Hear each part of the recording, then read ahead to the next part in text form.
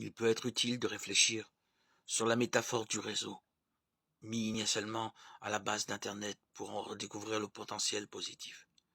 L'image du réseau nous invite à réfléchir sur la multiplicité des parcours et des nœuds qui en assurent la solidité en l'absence d'un centre, d'une structure hiérarchique, d'une organisation de type vertical.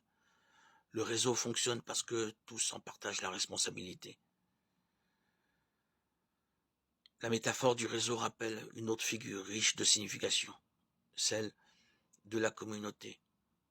Une communauté est d'autant plus forte qu'elle permet la cohésion et la solidarité animée par des sentiments de confiance et poursuivant des objectifs partagés. La communauté comme réseau solidaire requiert l'écoute mutuelle et le dialogue, basé sur l'utilisation responsable du langage. Nous sommes membres les uns des autres. Il est évident pour tous que dans le contexte actuel, la communauté des réseaux sociaux n'est pas automatiquement synonyme de communauté. Comment retrouver par conséquent la vraie identité communautaire en ayant conscience de la responsabilité que nous avons les uns envers les autres, aussi sur le réseau en ligne?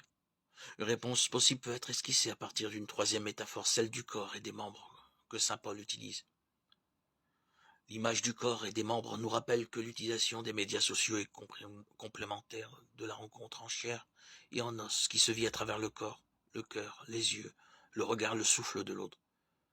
Si le réseau est utilisé comme une extension ou comme une attente d'une telle rencontre, alors il ne se trahit pas et demeure une ressource pour la communion. Si une famille utilise le réseau pour être plus connectée, pour ensuite se réunir à table et se regarder dans les yeux, alors c'est une ressource. Si une communauté ecclésiale coordonne sa propre activité à travers le réseau pour, par exemple, célébrer le repas du Seigneur ensemble, alors c'est une ressource.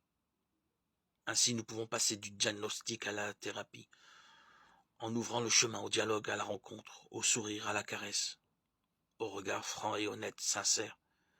Ceci est le réseau que nous voulons, auquel nous aspirons. Un réseau qui n'est pas fait pour piéger, mais pour libérer, pour prendre soin de la communion entre des personnes libres.